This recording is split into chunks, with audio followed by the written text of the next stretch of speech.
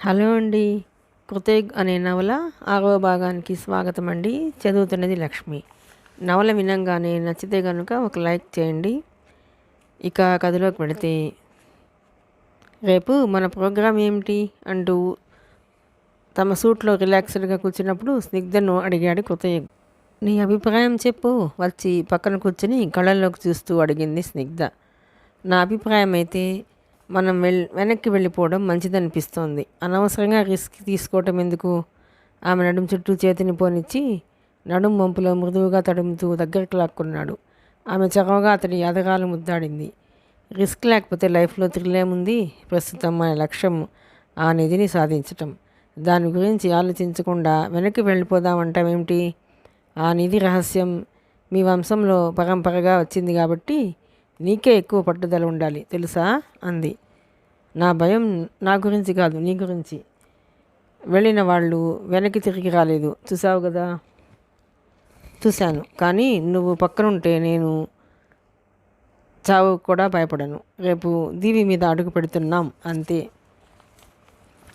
Okay, దీవిని చేరుకోవాలంటే పడవ కావాలి. అందుకు నేను ప్లాన్ చేసి ఉంచాను. ఏమిటా ప్లాను అడిగాడు కృతయుగ్.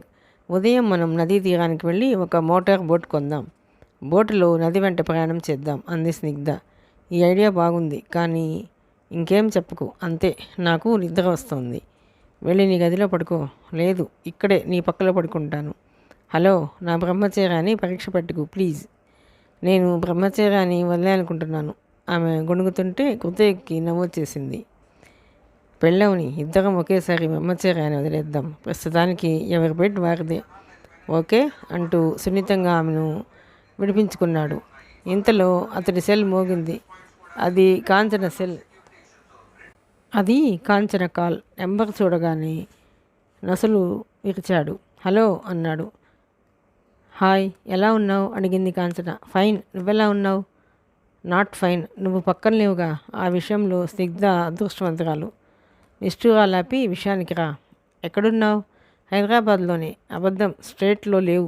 0 చేరిస్తే కానీ నీ లైన్ కలవలేదు కదా. ఢిల్లీ వెళ్తానని చెప్పా కదా, మళ్ళీ ఎందుకు సతాయిస్తావు? అవతల కాంచన నమ్మటం వినిపించింది. సో నువ్వు ఢిల్లీలో ఉన్నానంటావు అడిగింది. డౌటా? దబాయించాడు. పోనీ నేను ఎక్కడున్నానో తెలుసా? హైదరాబాద్ కదా. ఓకే, నువ్వు అబద్ధం చెప్పావు, నేను అబద్ధం చెప్పాను. హైదరాబాద్ కాదా? ఓకే, నువ్వు అబద్ధం చెప్పావు, నేను అబద్ధం చెప్పాను. చెల్లుకు చెల్లు. స్నిగ్ధను అడిగాను చెప్పు. ఐ లవ్ యూ డియర్ అంటూ ఫోన్లోనే ముద్దిచ్చి లైన్ కట్ చేసింది కాంచన. ఆ సంభాషణ అంతా చెవి ఫోన్ పక్కన పెట్టి మరీ శ్రద్ధగా వింది స్నిగ్ధ. అంతే, చివ్వున బెడ్ దిగింది. అరే, ఏమైంది అడిగాడు కృతయుగ్. అది ఫోన్లోనే ముద్దిచ్చిందిగా, ఇక ఆ పక్కన నేనెందుకులే, గుడ్ నైట్ అంటూ విసివిసా పక్క డోర్లోకి వెళ్ళి కోపంగా చూస్తూ తలుపేసుకుంది. తల పట్టుకున్నాడు కృతయుగ్. అనంతస్వామి చూడ్డానికి చాలా సాదాసీదాగా సింపుల్గా కనిపిస్తాడు. మల్లెపువ్వు లాంటి తెల్లని దుస్తులు ధరిస్తాడు. అప్పుడప్పుడు కాషాయం కడతాడు. పూజలు చేసే సమయంలో నల్లని వస్త్రాలు ధరిస్తాడు.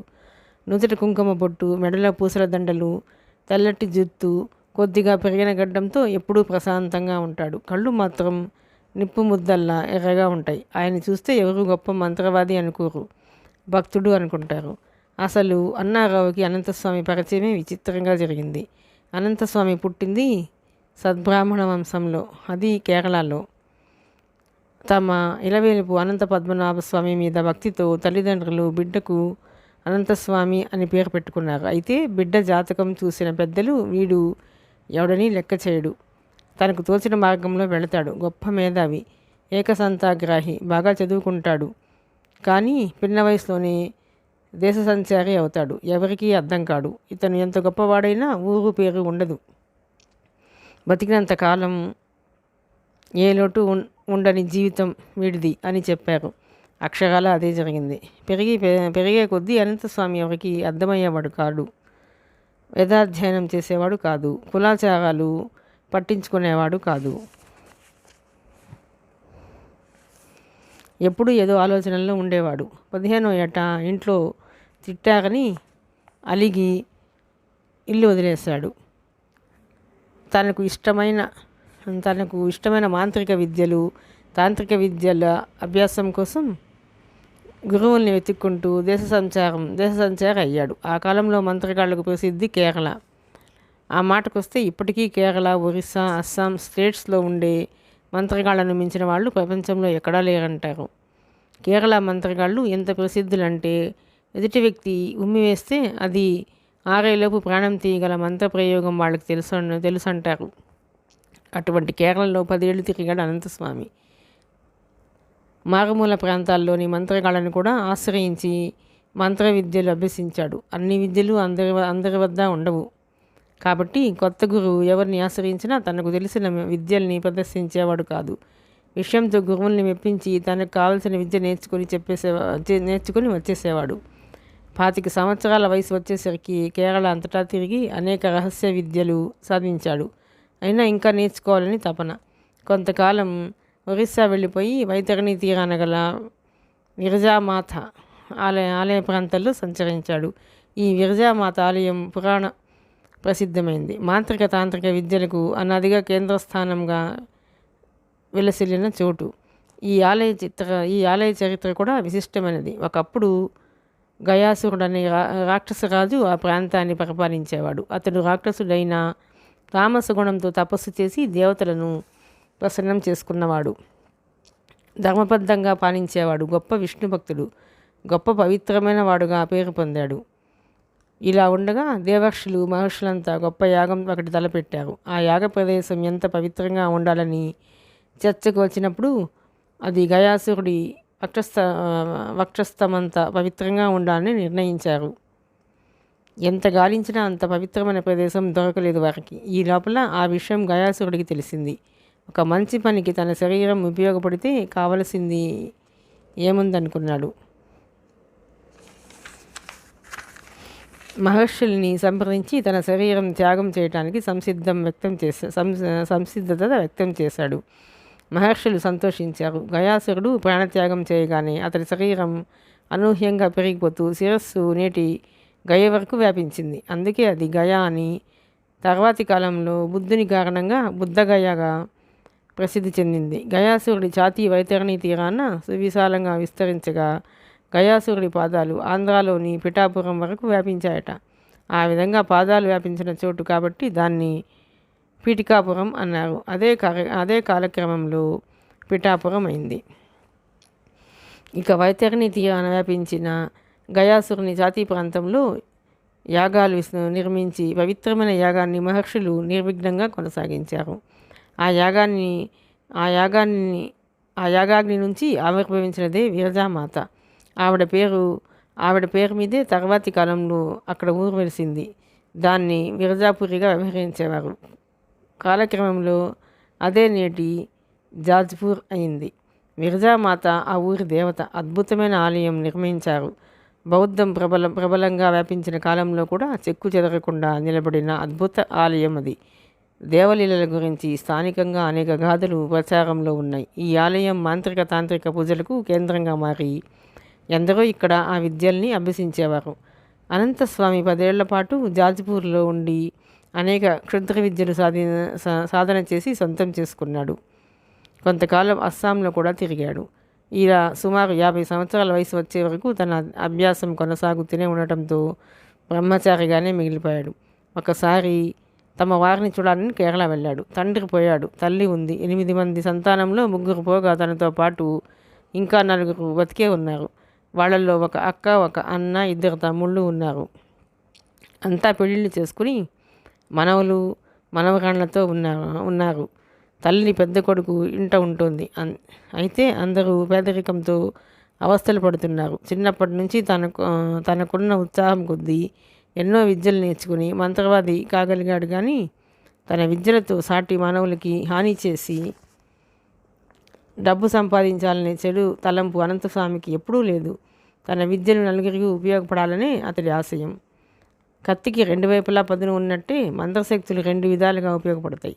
మంచికి చెడుకి కూడా. చేతబడి, చిల్లంగి వంటి క్షుద్ర విద్యలను నమ్మేవారికి ఈ విషయం అనుభవమే. పగతోనో ద్వేషంతోనో ఒక మనిషిని చంపాలని మంత్రప్రయోగం చేయటం చెడు ఆ మంత్రప్రయోగాన్ని తిప్పికొట్టి ఆ మనిషిని రక్షించటం మంచి. సాధారణ మంత్రగాళ్ళ విషయంలో కొందరికి ప్రయోగం చేయటమే తెలుసుంటుంది, తిప్పికొట్టడం తెలుసుండదు. కొందరికి ప్రయోగాన్ని తిప్పికొట్టే విద్య మాత్రమే తెలుసుంటుంది, ప్రయోగించటం తెలియదు. ఇంకొందరున్నారు, వీళ్లకు 2 విద్యలు తెలుసు, డబ్బు కోసం ఏదైనా చేస్తారు. అయితే అనంతస్వామి మహామంత్రవాది, ఎన్నో శక్తుల్ని వశపరుచుకున్నాడు, సర్వం తెలిసినవాడు. మామూలు మంత్రగాళ్ళు ఆయన ముందు ఎందుకు పనికిరారు. ఒకరికి హాని చేయకుండా ఎక్కువ సంపాదించడం ఎలాగని ఆలోచిస్తున్న సమయంలో పాలకాడ్ జిల్లాలోని ఒక పాటుపడ్డ గుడి వద్ద నిధి ఉందని ఎవరో చెప్పుకోవటం విన్నాడు. వెంటనే వెళ్ళాడు. అక్కడ ఒక చోట భూమిలో కొంత నిధి ఉన్నమాట నిజమే, కానీ దాన్ని తవ్వి తీయాలంటే మనుషులు కావాలి. ఎవరిని పిలిచినా అల్లరవుతుంది. ఏం చేయాలా అని అక్కడే మండపంలో విచారంగా కూర్చున్నాడు. అదే సమయంలో ఏదో పని మీద తన మనుషులు 6 కేరళ వచ్చాడు అన్నారావు. అదే దారిన వ్యాన్లో పోతూ మండపం వద్ద విశ్రాంతి కోసం ఆగాడు. తొలిసారిగా ఇద్దరికీ అక్కడ ఏర్పడింది పరిచయం. సమస్య చెప్పాడు అనంతస్వామి. నాకు ఎక్కువ ఆశ లేదు, నిధి ఎంత దొరికితే అంత, అందులో 1 వంతు నాకిచ్చి మిగిలిన 3 వంతులు నువ్వు తీసుకో అన్నాడు. అనంతస్వామి గొప్పతనం గుర్తించాడు అన్నారావు. తన మనుషులతో అతను చెప్పిన చోట తవ్వగా 1 ముంత నిండుగా బంగారు కణికలు లభించాయి. వాటిని ఎలా మార్చుకోవాలో అన్నారావుకు తెలుసు. ఆ బంగారం మొత్తానికి విలువ కట్టి అందులో 4వ వంతుకు తనే డబ్బులు ఇచ్చేశాడు. ఆ విధంగా ఏర్పడిన పరిచయం గురు శిష్య సంబంధంగా మారింది. ఆయన్ని తనతో పాటు హైదరాబాద్ తీసుకొచ్చి వసతి ఏర్పాటు చేశాడు. ఇదంతా 25 ఏళ్ల క్రితం మాట. తర్వాత చాలా చోట్ల నిధులు తవ్వటం తీసుకోవటం జరిగింది. భూమిలో లభించే సంపద ఏదైనా ప్రభుత్వానికి సొంతం. అలా అందజేసిన వారికి లభించిన నిధిలో కొద్దిపాటి పర్సెంటేజ్ మాత్రమే బహుమానంగా లభిస్తుంది. కానీ ఏనాడో ఎవరో ఏదో ఉద్దేశంతో తమ కష్టార్జితాన్ని భూమిలో దాచిపెట్టిపోయారు. కాబట్టి దాన్ని ప్రభుత్వానికి ఇవ్వక్కర్లేదన్నది అన్నారావు అభిప్రాయం. దొరికితే అది నేరం కాబట్టి చాలా చాకచక్యంగా నిధులు తవ్వి తీసుకుపోవటం ఒక వృత్తిగా వారికి మారిపోయింది. ఇందుకోసమే 25 మంది మనుషుల్ని అన్నారావు పోషిస్తుంటాడు.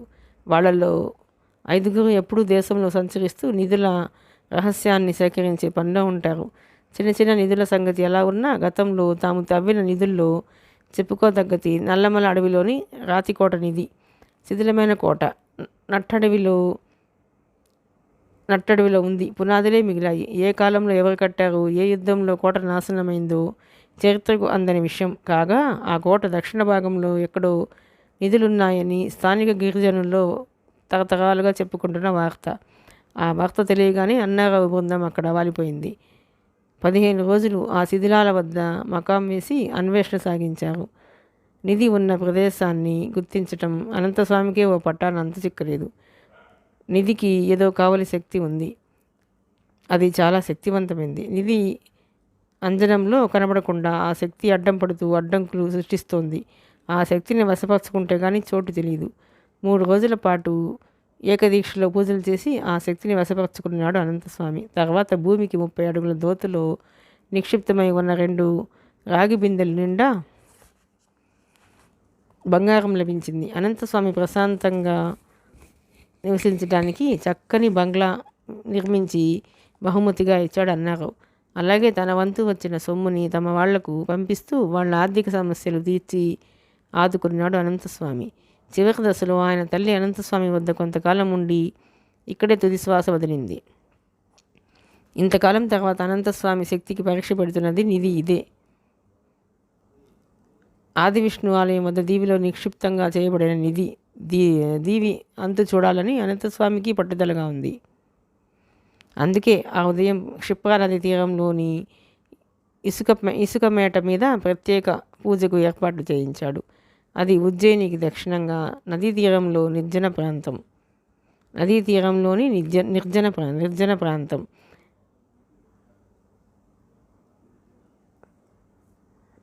తీరం నుండి మోకాలి లోతు నీటిలో కొంచెం దూరం నడవగానే అక్కడ విశాలమైన ఇసుక మేట ఉంది. ఆ ఇసుక తిన్నె మీద పూజ కోసం ఏర్పాటు చేయించాడు అనంతస్వామి. అక్కడ నది చాలా విశాలంగా ఉంది. ఇసుక తిన్నె అవతల ప్రవాహం మందంగా ఉన్న నది లోతు ఎక్కువ. నదిలో చేపల పడవల బోట్లు అప్పుడప్పుడు వెళుతున్నాయి. ఉదయం 7 గంటలకంతా అందరూ అక్కడికి చేరుకున్నారు. నీడ కోసం అరడజను పెద్ద పెద్ద గుడ్డ గొడుగులను ఏర్పాటు చేశారు. ఒక గొడుగు కింద పూజకు ఏర్పాట్లు చకచక ఆరంభమయ్యాయి. నల్లటి వస్త్రాలు ధరించాడు అనంతస్వామి. త్రికోణంలో 3 ఇసుకలు పేర్చి అందులో 3 రకాల సమిదలు వేసి మంత్రోచ్చాటనతో అగ్ని ప్రజ్వలింపజేశాడు. అగ్ని మండుతున్న హోమగుండాన్ని చుట్టి పసుపు కుంకుమని చల్లాడు. విచిత్రమైన కొన్ని ముగ్గులు వేశాడు. 3 నల్లటి నాటుకోళ్లను కోసి నెత్తురు ఒక గిన్నెలో పట్టాడు. తర్వాత ఇటుకలు 3 కోణాలకు సమీపంలో వాటిని ఇసుకలో తలకిందలుగా గుచ్చాడు. కోళ్ల నెత్తురు పట్టిన గిన్నెలో బియ్యం పోసి వాటిని నెత్తుటి అక్షింతలుగా మార్చాడు. నిమ్మకాయలు 2గా కోసి వాటికి కుంకుమ అద్ది 4 దిక్కుల అందు ఉంచాడు. 8 నిమ్మకాయలను అభిమంత్రించి 8 దిక్కులకు విసిరాడు. ఈ తతంగమంతా అతను అక్కడే చేశాడు. ఎవరినీ దగ్గరకు రానియలేదు. అక్కడ అష్టదిగ్బంధనం చేయబడింది. ఏవేవో మంత్రాలు చదువుతూ సుమారు గంట సేపు ఒక్కో ప్రక్రియను ముగిస్తూ అంతా సిద్ధం చేసుకున్నాడు. నెత్తుటి అక్షింతలు అగ్నిలో వేస్తుంటే మంటలు నాలుకలు జాస్తూ ఎగిసి పడుతున్నాయి. కొన్ని అక్షింతలను చుట్టూ వెదజల్లాడు. తర్వాత తను ధ్యానంలోకి వెళ్లే ముందు అన్నారావుని దగ్గరికి పిలిచాడు.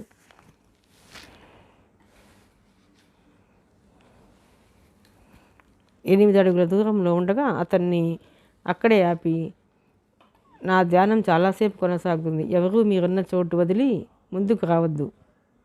చాలా ప్రమాదం. అంతేకాదు, ఇక్కడ ఏం జరిగినా మీరు కంగారు పడి పరుగులు తీయటమో లేదా ముందుకు రావటమో చేయకూడదు. ఉన్న చోటు నుండి కదలకూడదు. అర్థమైంది కదా అంటూ హెచ్చరించాడు అనంతస్వామి. అర్థమైనట్టు తల ఊపి తిరిగి యథాస్థానంలోకి వెళ్ళి గొడుగు నీడన కూర్చున్నాడు అన్నారావు.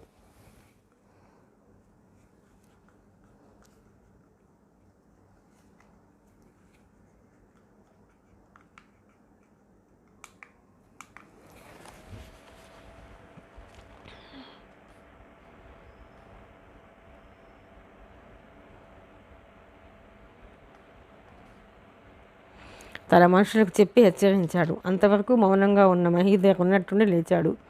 ఏరా, నీకు ప్రత్యేకించి చెప్పాలా? విసుక్కున్నాడు అన్నారావు. అదేం లేదు మామయ్య, చిన్న పనుంది, అలా తీరం మీదకి వెళ్ళి వచ్చేస్తాను అన్నాడు. ఏం పని అంటూ అడగలేదు అన్నారావు. వెళ్ళి త్వరగా అంటూ పర్మిషన్ ఇచ్చాడు. మహీధర్ వడివడిగా తీరం వైపు వెళ్ళిపోయాడు. ఈ లోపల నల్లని వస్త్రం పరచిన పీట మీద కూర్చుని అసలైన పూజ ఆరంభించాడు అనంతస్వామి. అర్ధనిమీల నేత్రాలతో మంత్రోచ్చాటన చేస్తున్నాడు. పెదవుల కదలిక మాత్రమే తెలుస్తుంది. ఆయన నుదుట క్రమంగా తేజస్సు వికసిస్తోంది. ఆయన చేయి మధ్యలో అప్పుడప్పుడు హోమంలో రక్త అక్షితలు వేస్తోంది. పసుపు వేస్తోంది. సమిదలు వేస్తోంది. అగ్నిజ్వాలలు తతంగంలా ఎగుస్తున్నాయి. అన్నారావుతో పాటు అతడి మనుషులంతా కుతూహలంగా అనంతస్వామిని చూస్తున్నారు. గంట కాలం నెమ్మదిగా కదులుతోంది. గాలి ఒక్కసారిగా వేడెక్కుతున్న అనుభూతి. గాలిలో తేలుతూ ఏవో విచిత్రమైన ధ్వనులు. గాలి కదలకపోయినా సుడిగాలి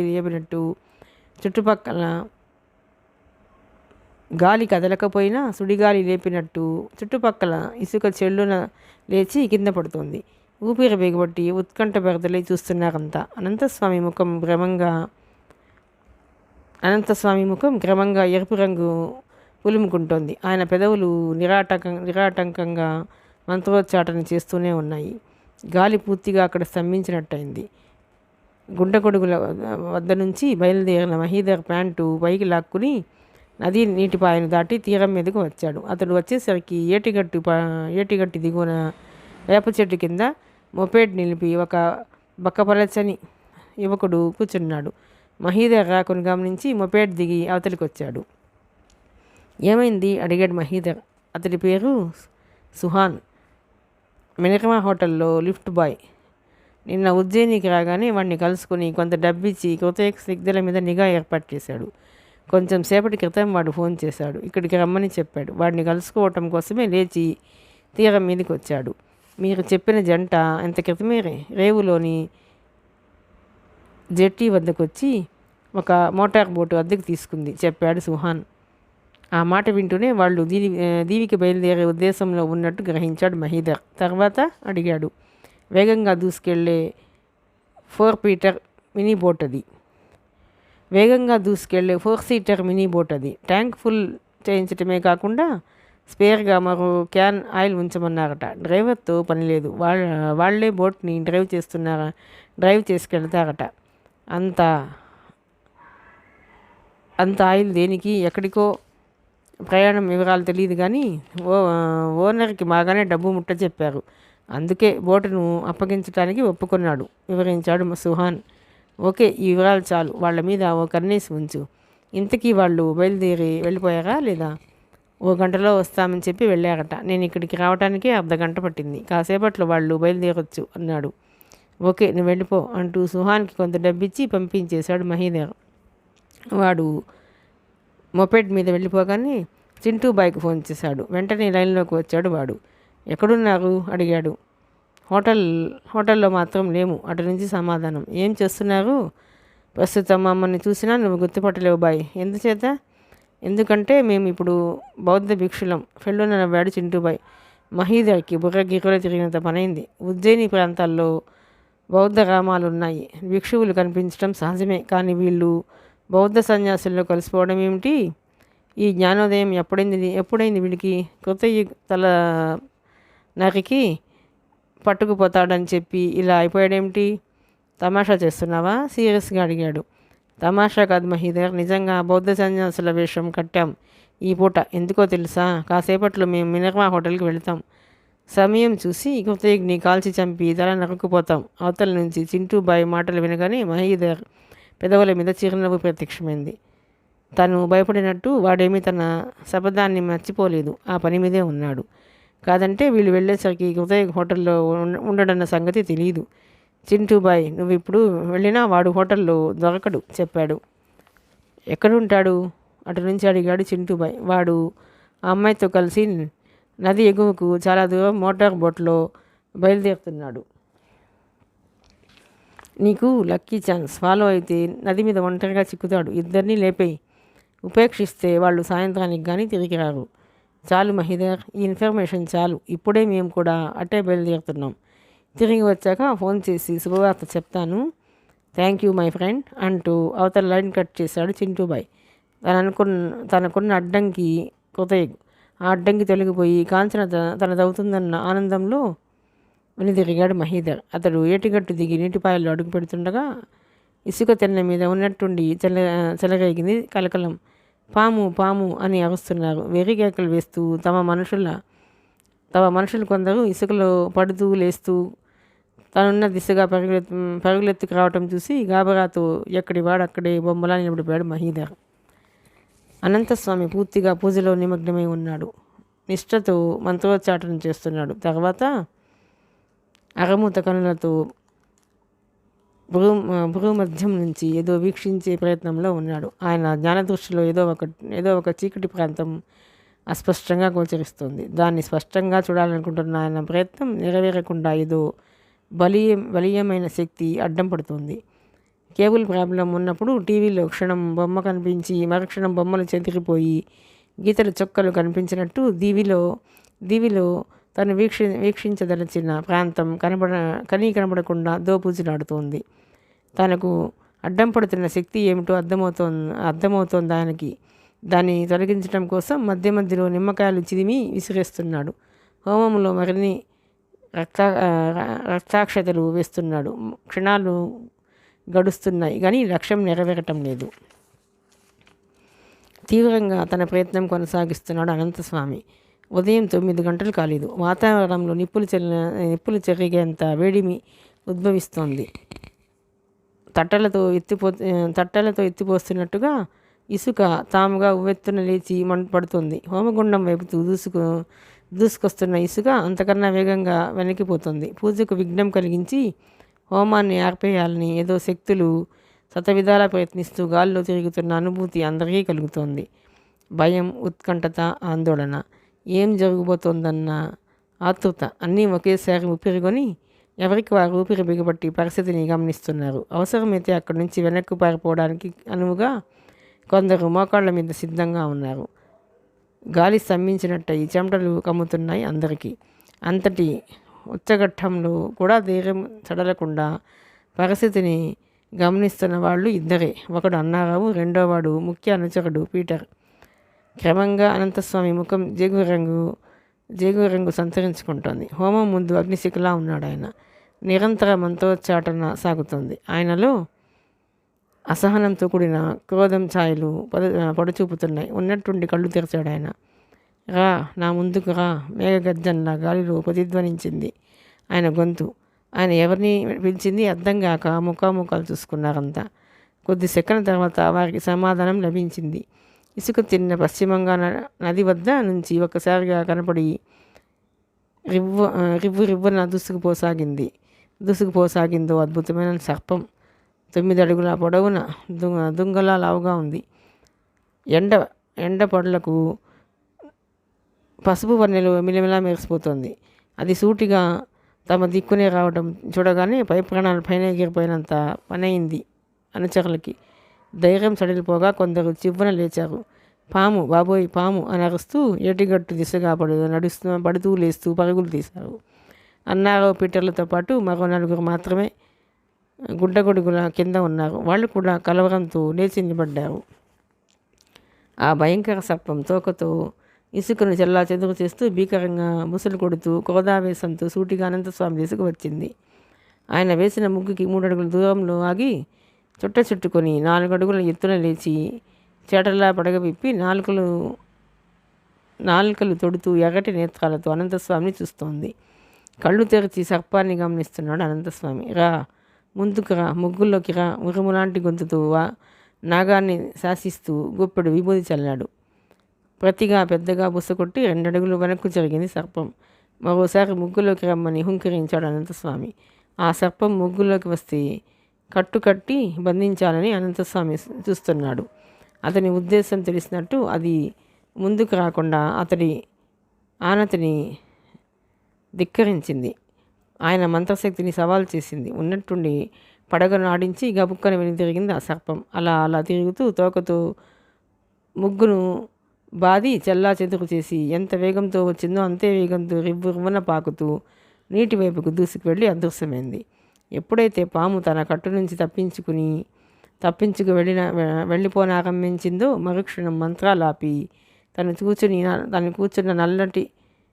తను కూర్చున్న నల్లని వస్త్రం కప్పిన పీఠం నుండి దిగ్గున లేచి పక్కకు వచ్చేశాడు అనంతస్వామి. అలా రావటమే అతని ప్రాణాలు కాపాడిందని చెప్పుకోవాలి. అక్కడ పాము అదృశ్యమైన మరుక్షణం ఇక్కడ అంత క్రితం వరకు ఆయన కూర్చున్న పీఠం బగ్గున మండి బూడిదైపోయింది. అనంతస్వామి అక్కడే కూర్చుని ఉంటే ఏం జరిగి ఉండేదో ఊహించుకుంటేనే అన్నారావుకి వెన్ను జలధరించింది. ఎవరో నీరు చెలికిరిసినట్టు హోమంలో అగ్ని చిటపటలాడుతూ చల్లారిపోయి నల్లని పొగలు ఎగిశాయి. వాతావరణం ఒక్కసారిగా మారిపోయినట్టయింది. చుట్టూ ప్రశాంతత. ఎప్పటిలా చల్లటి గాళ్ళు వీస్తున్నాయి. ముఖాన్ని పట్టిన చెమట తుడుచుకుంటూ తనున్న గుడ్డగొడుగు కింద అక్కడే నేల మీద ఇసుకలు కూర్చుంటూ చుట్టూ పసుపు నీళ్ళు చల్లాడు అనంతస్వామి. దగ్గరకు రమ్మన్నట్టుగా అన్నారావుకి సైగ చేశాడు. అంతటి సర్పాన్ని, అంతటి భయానక దృశ్యాన్ని వీక్షించటం అన్నారావుకి ఇదే ప్రథమ అనుభవం. ఇంతకాలం తన అనుభవంలో అనంతస్వామికి లొంగని శక్తి కూడా ఇదే. అందుకు కాస్త జంకుతూనే వడివడిగా వెళ్ళి అనంతస్వామి ముందు కూర్చున్నాడు. మిగిలిన వాళ్ళందరినీ దూరంగానే ఉంచేశారు. అప్పటికి పారిపోతున్న వాళ్ళని వెనక్కి తీసుకొస్తూ మహీధర్ కూడా అక్కడికి చేరాడు. వాళ్ళని అక్కడే ఆగిపోమని సైగ చేశాడు అనంతస్వామి. స్వామి, ఇక్కడేం జరిగింది? ఆ భయంకర సర్పం ఎక్కడి నుంచి వచ్చింది? నాకేమీ అర్థం కావటం లేదు అన్నాడు కలవరపడుతూ అన్నారావు. ముఖాన్ని పట్టిన స్వేదం తుడుస్తూ ముఖంలో విసుగు కనిపించకుండా చిరునవ్వు నవ్వాడు అనంతస్వామి. మీరు తప్పు చేయకుండా ఉంటే ఆ నాగాన్ని బంధించి ఇక్కడే భూస్థాపితం చేసుండేవాడిని అన్నాడు. మేం తప్పు చేశామా? నా హెచ్చరిక మర్చిపోయావా? ఇక్కడ ఏం జరిగినా మీరంతా ఉన్న చోటే ఉండండి, నిశ్శబ్దంగా ఉండమని హెచ్చరించాను కదా. అందుకు భిన్నంగా నువ్వే లేచి నిలబడ్డావు. నీ మనుషులు మూర్ఖులు. చెప్పింది గాలి కొదిలేసి గావు కేకలు పెడుతూ పరుగులు తీశారు. ఫలితం చూసావుగా. నా కట్టు నుంచి తప్పించుకుంది. ముగ్గులోకి రాకుండా దాన్ని పాడు చేసి పారిపోయింది అన్నాడు అనంతస్వామి. ఎక్కడి నుంచి వచ్చింది? అమాయకంగా అడిగాడు అన్నారావు. దీవి మీద భారీ నిధి ఉంది. నాగశక్తులు కావాలి ఉన్నాయి. ఇప్పుడు వచ్చింది ప్రధాన నాగం. మరోసారి ప్రయత్నించకూడదా? ఒకసారి తప్పించుకున్నాక ఇక దాన్ని దొంగతీయటం కష్టం. ప్రయత్నిస్తే ప్రాణం తీయాలని చూస్తుంది. నాగులకు అంత శక్తి ఉందా? లేదనుకుంటున్నావా పిచ్చోడా? నాగశక్తి గురించి తెలుసు కాబట్టి ఆది కాలం నుంచి మన దేశంలో నాగుల్ని పూజిస్తారు. నాగుల చవితికి పుట్టలో పాలు పోస్తారు. జంట పాములకి ప్రత్యేక పూజలు చేస్తారు. నాగదోషం ఎంత చెడ్డదో అది అనుభవించిన వాళ్ళకి తెలుస్తుంది. ఆది విష్ణు ఆలయం ఉండేదని చెప్పబడుతున్న దీవిలో గొప్ప నిధి ఉన్నమాట నిజమే.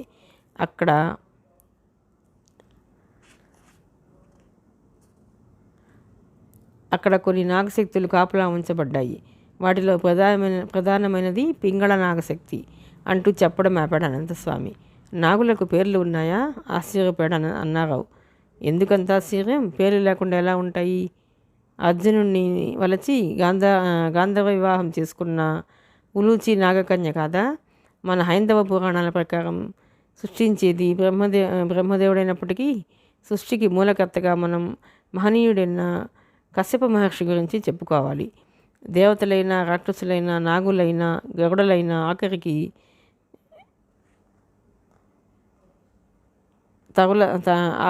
తగుల తాదులు కూడా కశ్యప మహర్షి సంతానమే. కశ్యపునికి అనేక మంది వారిలో అదితి గర్భాన జన్మించిన వారు దేవతలు. దితి అనే భార్య సంతానం దైత్యులు, అంటే రాక్షసులు. అదితి గర్భాన జన్మించాడు కనుక సూర్యుడిని ఆదిత్యుడు అంటారు. అలాగే నేడు జరుగుతున్న యుగాధిపతి అయిన కలిపురుషుడు కూడా ముని అనే భార్య వలన కలిగిన కశ్యప సంతానమే. అలాగే వినత, కద్రువ అనేవారు కూడా కశ్యపుని భార్యలు. ఆ ఇరువురిలో కద్రువ సంతానమే నాగవంశం. ఈమెకు జనించిన నాగసంతతిలో గొప్ప పేరు ప్రఖ్యాతులు పొందిన వారు ఉన్నారు. మహాశక్తివంతులు, చెడ్డ నాగులు ఉన్నారు. నాగలోకాధిపతి నాగరాజు ఆదిశేషువు శ్రీహరికి శేషపాన్పయ్యాడు. పాలకడలి నుంచి అమృతం పుట్టడానికి కారకుడు అయ్యాడు. వాసుకి అనే సర్పం ఇతన్ని మందరగిరికి చుట్టి పాలకడలిలో కవ్వంగా చిలకరించగా పుట్టినది హాలాహలం. లోకరక్షణ కోసం హాలాహలాన్ని గొంతులో పట్టి శివుడు నీలకంఠుడయ్యాడు. ఆ తర్వాతే లక్ష్మీదేవి, చంద్రుడు, ధన్వంతరి, కామధేనుల, కల్పవృక్షం, ఐరావతం, ఉచ్చైశ్రవం అనే అశ్వం, ఇలా అనేకం పుట్టి చివరిగా అమృతం లభించింది. ఒక నాగం శివునికి కంఠాభరణమైనాడు. ఇంకా కర్కోటకుడు, తక్షకుడని అనేక సర్పరాజులున్నాయి. తక్షకుని గురించి నీకు తెలిసే ఉంటుంది. ముని కుమారుడి శాప కారణంగా పరీక్షిత్తు ప్రభువుని కాటు వేసి కడతీర్చింది ఈ తక్షకుడే. ఈ నాగలోకంలోని బలవంతమైన సర్పాల్లో పింగళుడు ఒకటి. ఏ సర్పాన్నైనా ఒకేసారి ఫెయిల్ అయితే మరోసారి ప్రయత్నించి కట్టి బంధించవచ్చు. కానీ పింగళ శక్తి అలాంటిది కాదు. ఒకసారి మిస్ అయితే రెండోసారి అతని శక్తిని తిరిగి బంధించడం అసాధ్యం. అలా చేయగలగాలి అంటే ఒక మార్గం ఉంది. ఆ విషయం తర్వాత చెప్తాను. కద్రువ గురించి, ఆమె సంతానమైన నాగుల గురించి చెప్పాను కదా. ఇప్పుడు ఆమె సవతి అయిన వినత గురించి చెప్తాను. ఈమె గరుడలకు తల్లి. ఈమె రెండు గుడ్లు పెట్టగా అవి పిల్లలవుతున్నాయో లేదోనన్న సమయానికి ముందే ఒక గుడ్డును పగలగొట్టి తప్పు చేసింది. ఫలితంగా తొడలు తయారవని స్థితిలో బిడ్డ పుట్టాడు. అతనికి అసూరుడని పేరు. అతడు సూర్యుని గురించి తపస్సు చేసి ఆయనకు రథసారథిగా వెళ్ళిపోయాడు. రెండో గుడ్డు సకాలంలో పగిలినందున అందులోంచి గరుత్మంతుడు బయటకు వచ్చాడు. ఇతను మహాశక్తివంతుడు. మహావిష్ణువుకు వాహనంగా వెళ్ళిపోయాడు. ఆదిలో నాగులకు గరుడులకు పగలు శత్రుత్వాలు లేవు. అవి ఎలా ఏర్పడ్డాయో ఇప్పుడు చెప్తాను. ఇది ఎందుకు చెప్తున్నానంటే, ఒక శక్తిని ఎదుర్కోవాలంటే మరో శక్తి అవసరం. అది నీకు ఎలాగో అర్థం కావాలి అంటూ క్షణం ఆగాడు అనంతస్వామి. అప్పటికి భోజన వేళ సమీపిస్తోంది. అనుచరులంతా ఇటే చూస్తున్నారు. ఆ విషయం గ్రహించాడు అనంతస్వామి. హోటల్కి ఫోన్ చేసి అందరికీ భోజనాలు ఇక్కడికే రప్పించు, మహీధర్తో చెప్పు, ఆ విషయాలు తను చూసుకుంటాడు, వాళ్ళందరినీ అలా ఏటిగట్టుకు పోయి చెట్ల నీడలో విశ్రాంతి తీసుకోమను అంటూ సలహా ఇచ్చాడు. అన్నారావు మహీధర్ని పిలిచి విషయం చెప్పి పంపించాడు. అతను అనుచరులందరినీ తీసుకుని ఏటిగట్టు వైపు సాగిపోతూ హోటల్కి ఫోన్ చేసి భోజనాలు ఆర్డర్ చేశాడు. అనంతస్వామి తన మాటల్ని కంటిన్యూ చేశాడు. ఒకసారి వినత కద్రువులు వనవిహారానికి వెళ్ళారు. అక్కడ దూరంలో ఉత్తేశ్రవం అనే దేవేంద్రుడి అశ్వం పచ్చిక మేస్తూ కనిపించింది. పాలకన్నా తెల్లని అందమైన ధవళాశ్వం అది పాలకడలి నుంచి ఉద్భవించింది. ఆ అశ్వంలో ఎక్కడా చిన్న మచ్చ కనపడదు. అదే విషయం చర్చకు వచ్చినప్పుడు గుర్రం తోకలో నలుపు ఉందంటూ వాదించింది కద్రువ. లేదని వినత వాదించింది. చివరకు వాదులాట కాస్త పందానికి దారితీసింది. ఓడిన వారు నెగ్గిన వారికి దాసిగా ఉండేలా పందెం వేసుకున్నారు. అయితే తను ఓడిపోతుందని కద్రువకు తెలుసు. ఎలాగైనా నెగ్గి వినతను దాసిని చేసుకోవాలని కుట్ర పన్ని మనసులోనే తన బిడ్డలైన నాగుల్ని తలుచుకుని ఏం చేయాలో చెప్పింది. తల్లి ఆనతి మేరకు నల్లని నాగులు కొన్ని ఆ అశ్వం తోక భాగంలో చేరిపోయి తోకలు నలుపు మచ్చలున్నట్టు భ్రమింపజేశాయి. దాంతో వినత పందెం ఓడిపోయి కద్రువకు దాసి అయింది. ఆ విధంగా తన తల్లిని మోసం చేసి దాసిగా చేసుకుందని కద్రువ మీద, ఆమె సంతతి అయిన నాగుల మీద గరుత్మంతునికి కోపం. నాగులకు గరుడలకు జన్మవైరం ఎందుకో ఇప్పుడు నీకు అర్థమై ఉండాలి అంటూ చెప్పటం ఆపాడు అనంతస్వామి. తర్వాత ఏమైంది కుతూహలంగా అడిగాడు అన్నారావు. మనం ముందే చెప్పుకున్నట్టు గరుత్మంతుడు మహాశక్తిశాలి, బుద్ధిశాలి, సూక్ష్మగ్రాహి. మోసాన్ని మోసంతోనే జయించి ఎలాగైనా తన తల్లి వినతకు దాస్య విముక్తి కలిగించాలని నిశ్చయించుకొని సవతి తల్లి అయిన కద్రువను కలిసి దాస్య విముక్తికి ఏం చేయాలో చెప్పమని అడిగాడు. ఇక్కడ కూడా కద్రువ కపటిగానే ప్రవర్తించింది. తన సంతానమైన నాగులకు మరణం లేకుండా చేస్తే భవిష్యత్తులో గరుడల నుంచి ప్రమాదం ఉండదని భావించింది. స్వర్గలోకం నుంచి అమృత భాండాన్ని తెస్తే వినతకు దాస్య విముక్తి అవుతుందని చెప్పింది. వెంటనే గరుత్మంతుడు తన విశాలమైన రెక్కలు సాచి ఎగురుతూ స్వర్గానికి వెళ్ళాడు. అక్కడి కాపలా వాళ్ళని చిత్తగొట్టి అమృతభాండంతో తిరిగి ప్రయాణమయ్యాడు. ఇంద్రాది దేవతలు అడ్డుకొని నాగులకు అమృతమిస్తే అందరికీ కష్టాలు తప్పవని హెచ్చరిస్తారు. అప్పుడు గరుత్మంతుడు ఇచ్చినట్టే ఇచ్చి భాండాన్ని వెనక్కు తెచ్చిస్తానంటూ మాటిచ్చి వస్తాడు. ఇక్కడ నాగులు అమృతం కోసం ఆశగా ఎదురు చూస్తున్నారు. గరుత్మంతుడు వచ్చి అమృత భాండాన్ని దర్భల మీద దించాడు. అంతా శుచిగా స్నానం చేసి వచ్చి అమృతాన్ని సేవించమని చెప్పాడు. నాగులు స్నానం చేసి తిరిగి వచ్చేసరికి అమృత భాండాన్ని చేజిక్కించుకుని తిరిగి వెళ్ళి అప్పగించేశాడు గరుత్మంతుడు. కొందరు నాగులు మోసం దగ అనరిచారు. దర్భల మీద అమృతం ఒలికి ఉంటుందన్న ఆశతో దర్భల్ని నాకారు. దర్భ ముళ్ళు వాటి నాలుకల్ని చీల్చేశాయి. అందుకే పాముల నాలుకలు చీలిపోయి ఉంటాయి. ఆ విధంగా మోసంతోనే జయించి తన తల్లి వినతకి దాస్య విముక్తి కలిగించిన దీశాలి గరుత్మంతుడు. సో నాగులకి గరుడలకి జన్మవైరం ఎందుకో ఇప్పుడు నీకు అర్థమై ఉండాలి. ఒకానొకప్పుడు గరుత్మంతుడు నాగుల్ని చీల్చి చెండాడి ఎందరో నాగుల్ని హతం చేశాడు అంటూ చెప్పటం ముగించాడు అనంతస్వామి.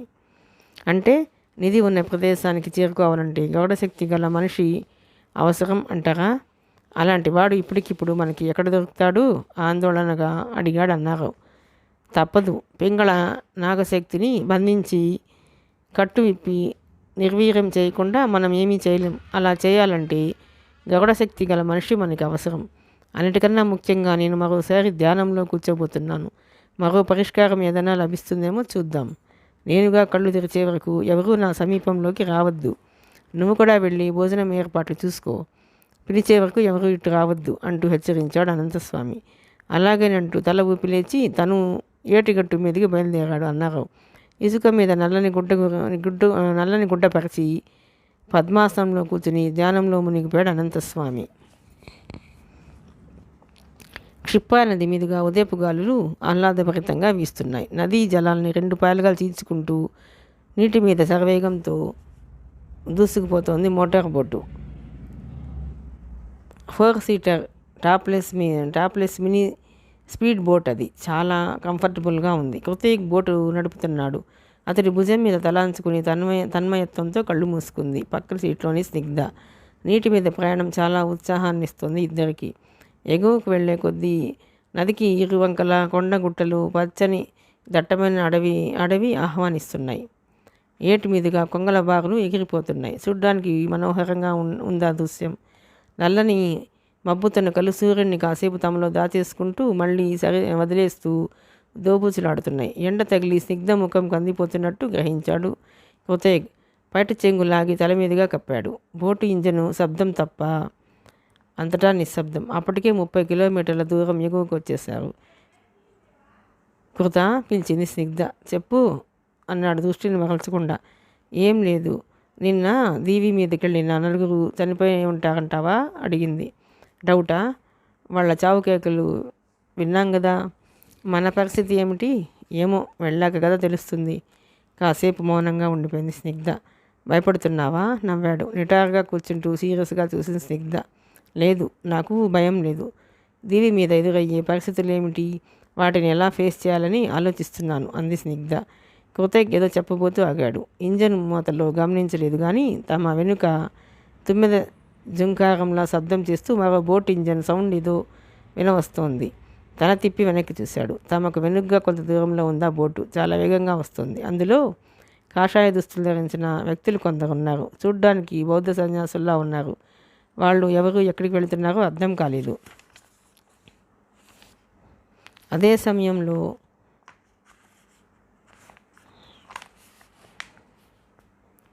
సమయంలో ఇటు పశ్చిమ తీరానికి సమీపంలో మరో బోటు కూడా కనిపించింది. అది కూడా ఆగమేఘాల మీద దూసుకొస్తోంది. నల్లని దుస్తులు ధరించి ఒకే ఒక వ్యక్తి ఆ బోటు నడుపుతున్నాడు. ఎవరో ముస్లిం స్త్రీ కావచ్చని కూడా తోచింది. ఏమైంది కృతిక్? తల తిప్పి చూస్తూ అడిగింది స్నిగ్ధ. అటు చూడు, మన వెనగ్గా ఒక బోటు. అటు తీర సమీపంలోంచి మరో బోటు వస్తున్నాయి. ఎవరో అర్థం కావటం లేదు చెప్పాడు. ఇందులో అర్థం కానిదేముంది? మనలాగే ఏదో పని మీద వాళ్ళు వెళుతున్నట్టున్నారు అంది స్నిగ్ధ. స్నిగ్ధ మాటలు కృతిక్కి సంతృప్తినివ్వలేదు. వాళ్లతో ఏం పని లేదని సరిపెట్టుకోలేకపోతున్నాడు. ఎడంగా వస్తున్న ఆ సన్యాసుల బోటు తమను ఓవర్టేక్ చేయటానికే వస్తోందా అనిపిస్తోంది. కానీ మరో కోణంలో ఆలోచిస్తే ఇక్కడ ఉజ్జయినిలో తమకు శత్రువులు ఎవరున్నారని అనుమానించటానికి అనిపిస్తోంది. ఆలోచిస్తూనే బోటు పోనిస్తున్నాడు. మరికొంత దూరం వెళ్ళేసరికి తమ బోటుకి 100 గజాల దూరంలోంచి తమను ఓవర్టేక్ చేసి ముందుకెళ్ళబోయింది ఆ బోటు. ఇటు రెండో బోటు రెల్లు దెబ్బల మాటున ఎటు వెళ్ళిపోయిందో కనిపించలేదు. కానీ కృతిక్ మనసు మాత్రం ఎందుకో కీడును శంకిస్తూనే ఉంది. తన దారిన ముందుకు పోతూనే ఓ కన్ను అటు వేసి ఉంచాడు కృతిక్. చివరికి అతడి అనుమానమే నిజమైంది.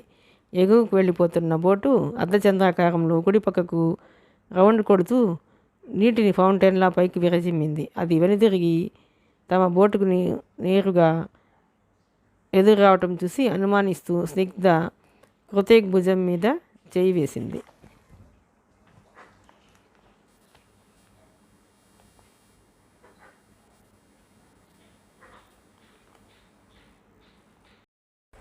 అదే క్షణంలో బోటు మీద ఒక సన్యాసి లేచి నిలబడ్డాడు. అతడి చేతిలో ఎండపడి నిగనిగా మెరుస్తోంది రివాల్వర్. వాడిని గుర్తుపట్టి కరెంట్ షాక్ తగిలినట్టు ఉలిక్కిపడ్డారు కృతిక్ స్నిగ్ధలు. వాడు చింటూబాయ్. బోడిగుండు కొట్టి కాషాయం ధరించిన వాడిని సులువుగానే పోల్చుకున్నారు ఇద్దరు. అసలు ఏం జరుగుతోందనేది ఇద్దరికీ అర్థం కాలేదు. ఎక్కడి దంతెవారా, ఎక్కడి ఉజ్జయిని? పక్కబట్టి వీడు ఇంత దూరం ఎలా రాగలిగాడు? తను ఉజ్జయినిలో ఉన్నట్టు వీడికి ఎలా తెలిసింది అన్న సమాధానం దొరకని విచిత్ర ప్రశ్నలే. బోట్లు రెండు ఎదురు బదురుగా దగ్గరవుతున్నాయి. వికటంగా నవ్వుతూ రివాల్వర్ గురి చేస్తున్నాడు చింటూబాయ్. ముంచుకొస్తున్న ప్రమాదాన్ని గ్రహిస్తూనే క్షణం కూడా ఆలస్యం చేయకుండా బోటును లెఫ్ట్కి కట్ చేశాడు కృతిక్. యూ షేప్లో ఒక పక్కకు ఒరిగి నీళ్లను ఫౌంటైన్లా పైకి లేపుతూ బోటు వచ్చిన దారికి మళ్ళీ ఉజ్జయిని దిశగా దూసుకుపోనారంభించింది. వెనక నుంచి దన్మంటూ గర్జించింది చింటూబాయ్ రివాల్వర్. దాంతోపాటు మరికొన్ని రివాల్వర్లు మోగాయి. అయినా తప్పించుకుంది బోటు. మరింత వేగం పుంజుకుంది. వాళ్ళు తప్పించుకోకూడదు. పోనీ పోనీ మరింత స్పీడ్గా పిచ్చి పట్టినట్టు వస్తున్నాడు చింటూబాయ్. వెనుక నుంచి బుల్లెట్లు తరంకొస్తున్నా గాబరా చెందలేదు కృతయుగ్. ఇలాంటి సమయాల్లో గాబరా చెందినా భయపడినా తప్పులు దొర్లుతాయి. ఒక్క తప్పు దొరికినా చాలు తమ జీవితాలు ముగిసిపోవడానికి. స్థిరంగా బోటును పోనిస్తున్నాడు. అయితే అతడు ఇలా నిబ్బరంగా ఉండలేక భయాందోళనకు గురి అవుతూ మాటిమాటికి వెనక్కి తిరిగి చూస్తోంది స్నిగ్ధ. ఎటువంటి పరిస్థితిలోనూ వాళ్ళ బుల్లెట్ రేంజ్కి దగ్గర పడకూడదని కృత నిశ్చయంతో ఉన్నాడు కృతయుగ్. వెనుక బోటు దగ్గర పడుతోందనగా తన బోటును జింజాన్గా నీటి మీద పోనిస్తూ నది మీద రౌండ్లు కొడుతూ వాళ్ళని ముప్పు తిప్పలు పెట్టాడు. 20 నిమిషాలు తూనీగల్లా పోటీ పడుతూ నది మీద షికారులు చేశాయి బోట్లు రెండు. అయితే ఏం చేసినా చింటూబాయ్ తమను వదిలే జాడ మాత్రం కనిపించలేదు. ఈ పరిస్థితుల్లో అనుకోకుండా ఒక బుల్లెట్ దూసుకొచ్చి బోటుకు బెజ్జం పెట్టేసింది. ఊహించని ప్రమాదం ఇది. బోటు ముందు పక్క నుంచి బోటులోకి వేగంగా నీరు చేరనారంభించింది. నీరు చేరే కొద్దీ బోటు వేగం మందగించింది. దాంతో మరో 2 బుల్లెట్లు బోటుకి బెజ్జాలు పెట్టడంతో మరింత వేగంగా నీరు బోటులోకి చేరిపోతూ బోటు మునిగిపోయే పరిస్థితి తలెత్తింది. ఎప్పుడైతే తమ బోటు నిలిచిపోయే పరిస్థితి ఏర్పడిందో చింటూబాయ్ బోటు తమ బోటు చుట్టూ 2 రౌండ్లు కొట్టనారంభించింది. విజయ గర్వంతో పెద్దగా నవ్వుతున్నాడు చింటూబాయ్. నది మధ్యలోని నీటిలో మట్టి మేట మీద దట్టంగా పెరిగిన రెల్లుగడ్డి సమీపంలో నిలిచిపోయింది బోటు. ఇంజన్ ఆపేశాడు కృతయుగ్. తప్పించుకునే దారి కనిపించడం లేదు. స్నిగ్ధ, నీకు స్విమ్మింగ్ వచ్చు కదా? చిన్నగా అడిగాడు. వచ్చు అంత ధైర్యం కూడా తీసుకుంటూ. మన బోటు కాసేపట్లో మునిగిపోతుంది. మనకి వేరే దారి లేదు. నీళ్ళలోకి దూకటానికి సిద్ధంగా ఉండు హెచ్చరించాడు. అంది స్నిగ్ధ. ఏ ట్యాక్సీ డ్రైవర్!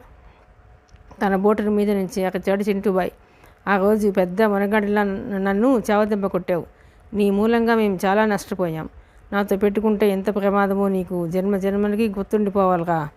అందుకే నీ తల నరికి తెచ్చి కానుగ్గా ఇస్తానని మా డాడీకి మాటిచ్చి బయలుదేరి వచ్చా. నా మాట చెల్లించుకోబోతున్నాను. నీ పక్కనున్న యాపిల్ పండు లాంటి అమ్మాయి ఇక నా సొంతం అయిపోయావు అంటూ రివాల్వర్ ఎయిమ్ చేశాడు. వాడి మాటలను ఓపికగా విన్నాడు కృతయుగ్. విని ఊరుకున్నాడు. సమాధానంగా ఒక్క మాట కూడా మాట్లాడలేదు. వాడు రివాల్వర్ ట్రిగ్గర్ నొక్కే లోపల స్నిగ్ధ చేయి పట్టుకుని మెరుపు వేగంతో వెనక్కి వాలి నీటిలోకి జారిపోయాడు. దన్ మంటూ మారుమోగాయి రివాల్వర్లు. బుల్లెట్ బోటును తూట్లు పొడిచాయి. ఆ బోటును అడ్డం పెట్టుకుని తలదాచుకున్నారు స్నిగ్ధ కృతయుగ్లు. క్లిష్టమైన ఆ గడ్డు పరిస్థితిలో ఏం చేయాలో, ఎలా ప్రాణాలు కాపాడుకోవాలో ఇద్దరికీ అర్థం కావటం లేదు. నీటిలో మునిగి మాత్రం ఎంతసేపు ఉండగలరు? అయితే కృతయుగ్కి మిగిలిన ఒకే ఒక మార్గం నీటిలో మునిగి వెళ్ళి ప్రత్యర్థుల బోటుని కూడా తలకిందలు చేసి దాడి చేయడం. అదే చివరి ప్రయత్నంగా మనసులో సిద్ధపడి రెడీగా ఉన్నాడు కృతయుగ్.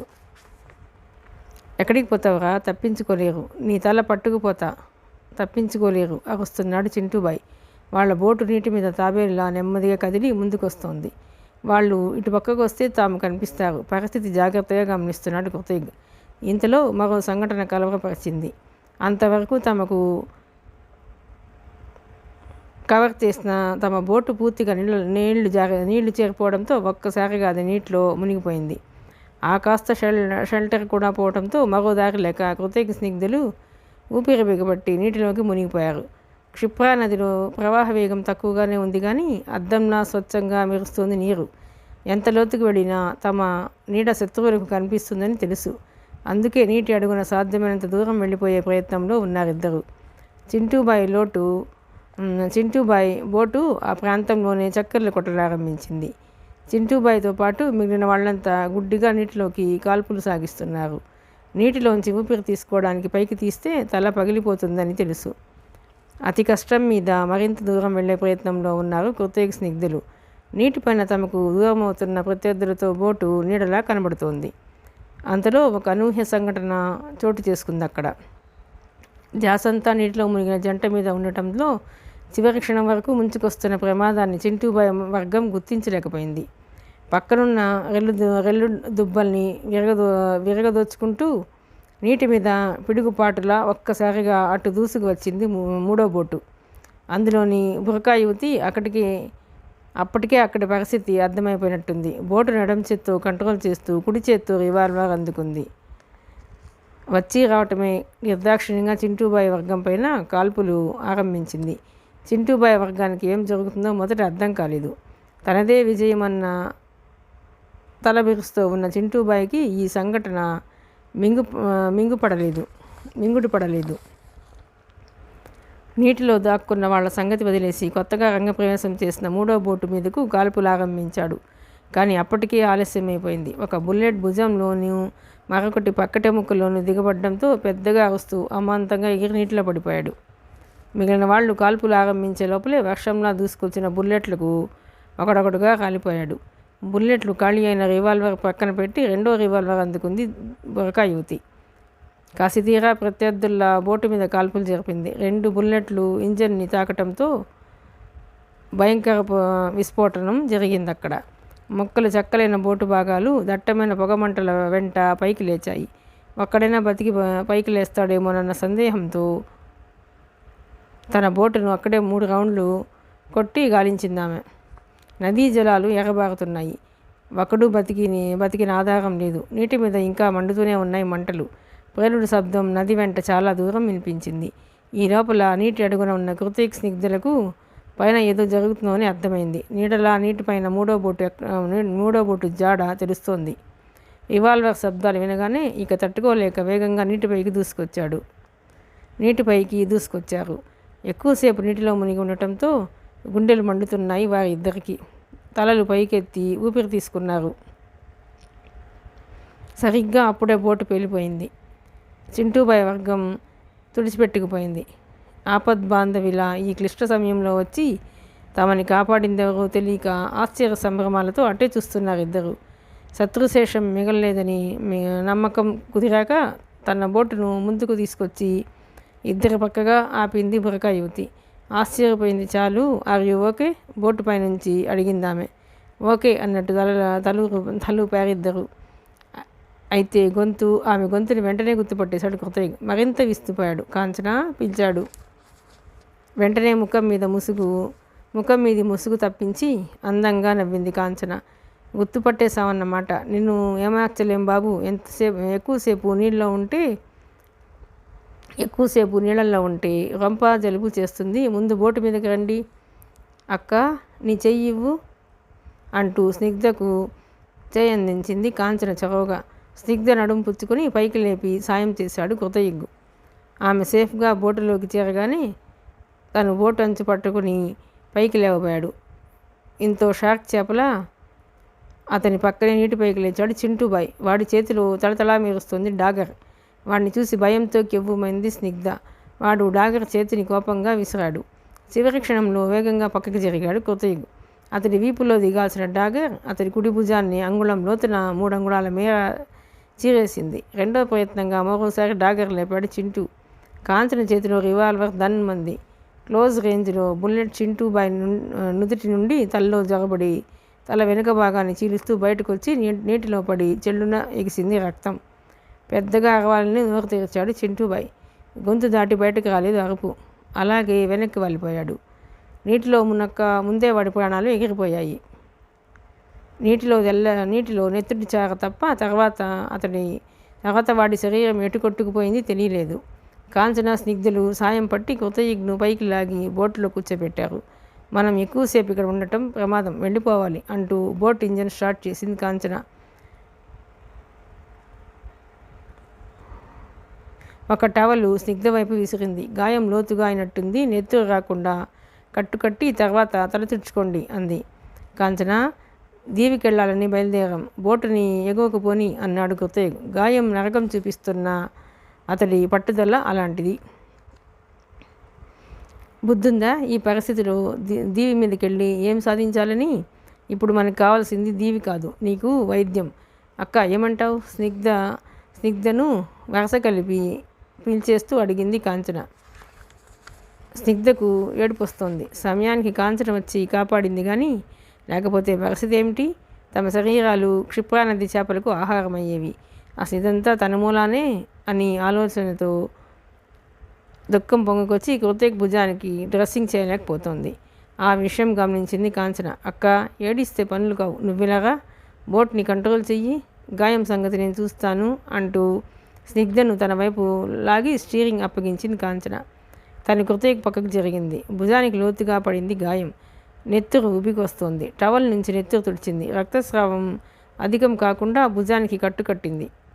చించగా మిగిలిన టవల్తో తనే అతడి తల తుడిచింది. అంతేకాదు, బోటు నడుపుతున్న స్నిగ్ధ తలను కూడా తుడిచింది. అక్క, మీ ఇద్దరు పెళ్లి కాకుండానే ఇలా చలిగంగ స్నానాలు చేయటం చూస్తే నాకు చాలా సంతోషంగా ఉంది తెలుసా అంది. ఆ మాటలకి నమ్మకుండా ఉండలేకపోయింది స్నిగ్ధ. జోకులాపు, అసలు నువ్వు ఇక్కడికి ఎలా వచ్చావు? ఏమీ అర్థం కావటం లేదు. చింటూబాయ్ అటాక్ చేస్తాడని నీకు ముందే తెలుసా? నమ్మలేనట్టు అడిగింది స్నిగ్ధ. ఇంతకుముందు కాంచన మీద అసూయ ఉండేది, కోపం ఉండేది. కృతయుగ్ని ప్రేమించటంలో తనకు పోటీ వస్తుందని అలక ఉండేది. కానీ విచిత్రంగా ఇప్పుడు ఆ ఫీలింగ్ లేదు ఆమెలో. అమ్మయ్య, ఇప్పటికైనా పెదవి విప్పి మాట్లాడావు. చాలా హ్యాపీగా ఉందక్క. మీకు తెలియని విషయాలు చాలా ఉన్నాయి అంది. నీ సంగతి చెప్పు. నువ్విక్కడ అసలు ఊహించలేదు. నిన్నెక్కడా అసలు ఊహించలేదు. గాయం బాధను వచ్చుకుంటూ అడిగాడు కృతయుగ్. అవునులే, ఢిల్లీ వెళ్తానని ఉజ్జయిని వచ్చిన వాడివి నన్ను ఎలా ఊహించుకుంటావు? దెప్పి పొడిచింది కాంచన. ఓసిని పగాచికాలకి ఇదా సమయం? విషయం చెప్పొచ్చుగా కాస్త కోపడ్డాడు కృతయుగ్. నేను నిన్ను ప్రేమిస్తున్న సంగతి మా డాడీకి తెలుసు. నా బావ మహీధర్కి తెలుసు. వాడికి నీ మీద పీకల దాకా కోపం ఉంది. ఆలయాల్ని అన్వేషించడానికి ముందే వచ్చి ఉజ్జయినిలో తిష్ట వేసిన బసవుడు మీ ఇద్దరూ మినర్వా హోటల్లో దిగిన సంగతి డాడీకి రిపోర్ట్ చేశాడు. వాళ్ళంతా నిన్ననే ఇక్కడికి చేరుకున్నారు. మీరు ఉజ్జయినిలో ఉన్న సంగతి అప్పుడే నాకు తెలిసింది. ఎప్పుడు నన్ను వెంట తీసుకెళ్లే డాడీ ఈసారి నన్ను ఇంటి వద్ద వదిలేశాడు. ఎందుకంటే మా సీక్రెట్స్ నీకు చెప్పేస్తానని వాళ్ళ భయం. నేను మీ గురించి ఆందోళనతో హైదరాబాద్లో ఉండలేకపోయాను. బుర్కా వేసుకుని పేరు మార్చుకుని వాళ్ళు వచ్చిన విమానంలోనే నేను వచ్చేసాను. అలాగే మహీధర్ ఫోన్ చేయడంతో చింటూబాయ్ వాడి మనుషులు కూడా ఉజ్జయిని చేరుకున్నారు. మినర్వాకి ఎదురుగా ఉన్న ద్వారకా హోటల్లో డాడీతో పాటు మా వాళ్ళంతా దిగారు. మినర్వాకి వెనక వీధిలోని హోటల్లో నేను దిగాను. చింటూబాయ్ కూడా అదే హోటల్లో దిగటంతో వాడికి నా బావ మహీధర్ సపోర్ట్ గురించి నాకు అర్థమైంది. నిన్న ఉదయం ఆది విష్ణు ఆలయం జాడ తెలుసుకోవడానికి దీవి మీదకి వెళ్ళిన బసవుడు మరో ముగ్గురు వెనక్కి రాలేదు. వాళ్ళు ఏమయ్యారో తెలీదు. అసలు నేను కూడా వచ్చి ఉజ్జయినిలో ఉన్న సంగతి మా వాళ్ళకి తెలీదు. నాకు మీరు ముఖ్యం, మీ క్షేమం ముఖ్యం. బౌద్ధ సన్యాసుల్లా వేషాలు మార్చుకుని మినర్వా హోటల్కి వచ్చి మిమ్మల్ని చంపాలనుకున్నాడు చింటూబాయ్. కానీ ఎలా తెలిసిందో మీ ఇద్దరూ బోట్లో నది మీదకి వెళుతున్నారన్న సంగతి తెలిసి మహీధర్ చింటూబాయ్కి ఉప్పందించాడు. దాంతో వాళ్ళు మీ వెంటపడ్డారు. మీకోసం నేను వచ్చాను, కానీ కాస్త లేట్ అవటంతో పరిస్థితి ఇంతదాకా వచ్చింది అంటూ వివరించింది కాంచన. ఇంతకీ మీరంతా ఉజ్జయిని ఎప్పుడొచ్చారు అడిగింది స్నిగ్ధ. నిన్ననే వచ్చాం అంది కాంచన.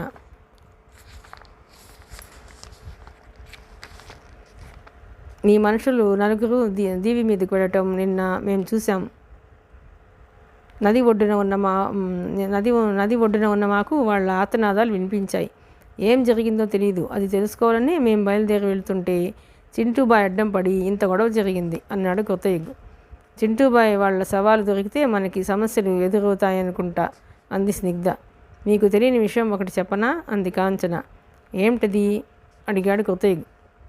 మీకు ఫిరానా చేపల గురించి తెలుసు కదా. జంతువుల మీద దాడి చేసి చంపి తినేస్తాయి. ఫిరానా చేపలు కాదు కానీ ఆ కుదురులోంచే వచ్చిన ఒక జాతి చేపలకు క్షిప్రానది పెట్టింది పేరు. ఇవి ఎంత దూరంలో ఉన్నా నెత్తురు వాసన చూస్తే చాలు శరవేగంగా మందలుగా వచ్చి పడతాయి. బతికిన జంతువుల జోలికి పోవు. మృత కళేబరాలు ఏం దొరికినా క్షణాల్లో స్వాహా చేసేసి ఎముకల గూళ్ళను మిగుల్చుతాయి. అందుకే క్షిప్రానదిలో చచ్చిన వాళ్ళ శవాన్ని గుర్తించడం కష్టం అంటారు. ఈ పాటికి చింటూబాయి వర్గం శవాలన్నీ నదీ గర్భంలో ఎముకల గూళ్ళుగా మారిపోయి ఉంటాయి అంది కాంచన. ఆ మాటల్ని వింటూ బోటు వేగం మరింత పెంచింది స్నిగ్ధ. నీటిని చీల్చుకుంటూ శరవేగంగా ఉజ్జయిని వైపు దూసుకుపోసాగింది బోటు.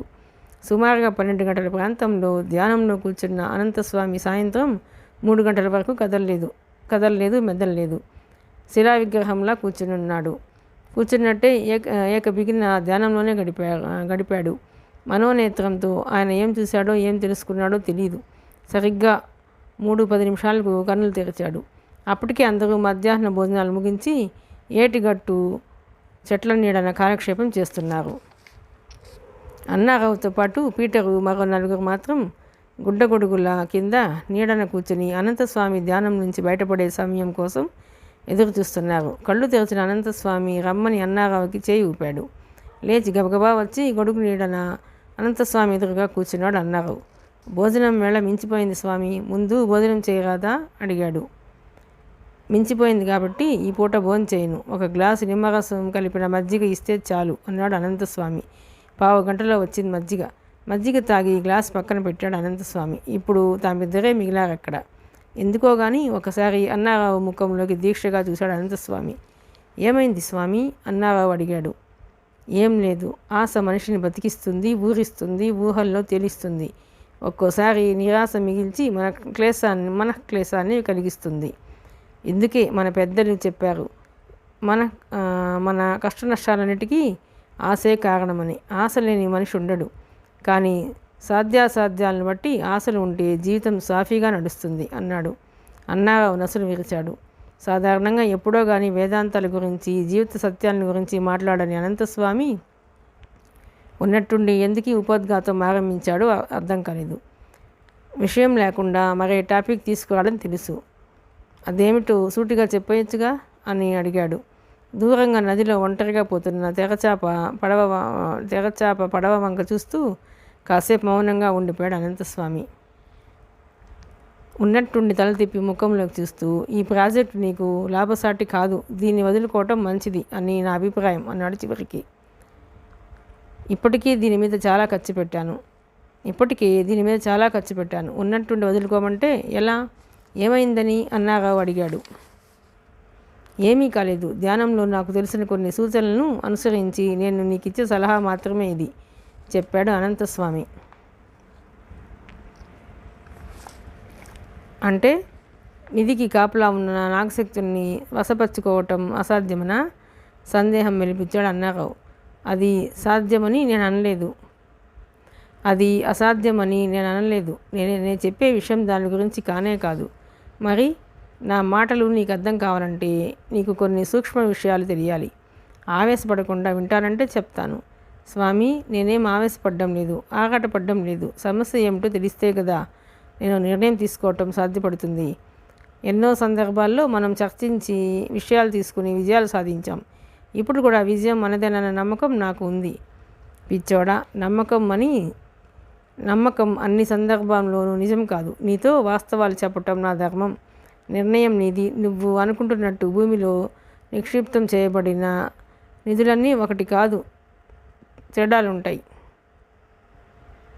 ఆయా కాలాల్లో పూర్వీకులు ఎవరో ఎప్పుడో ఏదో కారణంతో నిధుల్ని దాచిపెడుతుంటారు.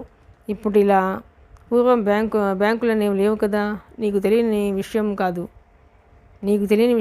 నిధి నిక్షేపాలు బంగారు లేదా వెండి నాణాల రూపంలోనూ, ఆభరణాలు గాను, ఇంకా రత్నమాణిక్యాలు, వజ్ర వైడూర్యాలు గాను దాస్తారు.